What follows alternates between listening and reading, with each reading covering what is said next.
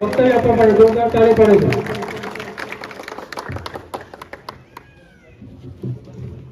પાવાગઢ ક્ષેત્ર રાજપૂત સમાજ ટ્રસ્ટ દ્વારા સંચાલિત આજે તેજસ્વી દરલાઓ અને આપણા સમાજના જે મારા વડીલો નિવૃત્ત થયા છે એમનું સન્માન કાર્યક્રમમાં આજે પધારેલા આપણા વિસ્તારના આપણા સમાજના ગૌરવ અને આપણા પંચમહાલ ગોધરાના સાંસદ સભ્ય શ્રી રાજપાલસિંહજી, આપણા જ સમાજના વર્ષોથી આપણા ધારાસભ્ય રહેલા એવા ફતેહસિંહજી બાપુ, આપના ટ્રસ્ટના ચેરમેન શ્રી ચાવડા સાહેબ, આપના જેવા બાપુ મને બી ગુરુજી મળતા તો હું કદાચ સાંસદ કે ધારાસભ્ય બની જતો.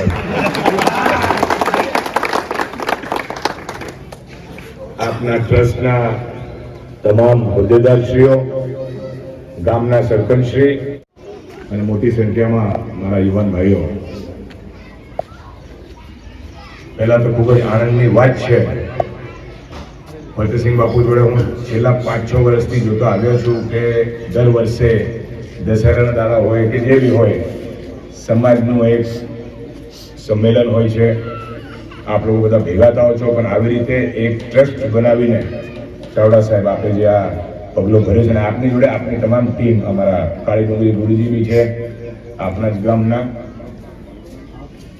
સમાજ પ્રત્યે જે લાગણી છે અને સમાજને આગળ લાવવા માટે જે આપણા જે યુવાન ભાઈઓ અને બહેનો જે અહીં બેઠા છે, જે આપણું ભવિષ્ય છે, સમાજને આગળ લાવવું હોય, જેમ કૃષ્ણસિંહ બાપુએ કીધું, ભવિષ્ય ભણતર, તો જ આપણા સમાજના યુવાનો દરેક ક્ષેત્રમાં સમાજ આગળ આવશે. એટલે આપણે જે કીધું, જે પાવાગઢ પ્રાંત, પાવાગઢના તળેટી પર જે 32 કે 35 ગામોથી આપ બધા જે પધાર્યા છે, એટલે આપ સૌને હું ખૂબ ખૂબ દિલથી આપ કરું છું. અને મેં બાપુને કીધું કે આ તમામ વિસ્તાર પાવાગઢથી માંડીને લીમખેડા, ધાનપુર, કંજેટા, રતનમાલ, એમાં વચ્ચે ગોગંબા, હાલોલ, કાલોલ, બારિયા, એ જૂનું બારિયા સ્ટેટ હતું. વડીલોને તો ખ્યાલ છે, પણ કદાચ યુવાનનો એ ખ્યાલ ના આવે. તાલુકા ભલે બદલાઈ ગયા હોય, અને આપણા સંબંધો તો બદલાતા નથી. પેલા એક પંચમહાલ હતું, હવે એક પંચમહાલ 3 જિલ્લા બની ગયા છે. એ રાજકીય ગણો કે એડમિનિસ્ટ્રેશન માટે ગણો, એ વિસ્તારો અલગ અલગ પડે છે. પહેલા ગોગંબા તાલુકા, બારિયા તાલુકા એક જ તાલુકો હતો 20-25 વર્ષ પહેલા. એટલે આપણે સાથે વર્ષોથી છીએ, અને ક્યારથી છે 500-600 વર્ષ પાવાગઢથી જયારે બધા નીકળ્યા છે ત્યારથી છે.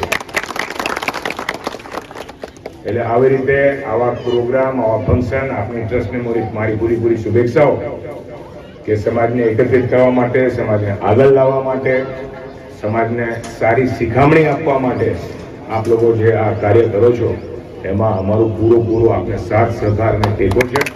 અને જ્યારે બી મારી જરૂરત, કોઈ બી નાનું કાર્યક્રમ હોય, મોટું કાર્યક્રમ હોય, કોઈ બી કાર્યક્રમ હોય, તેમાં હાજરી આપવા માટે હું બહુ ખુશ હોઉં છું.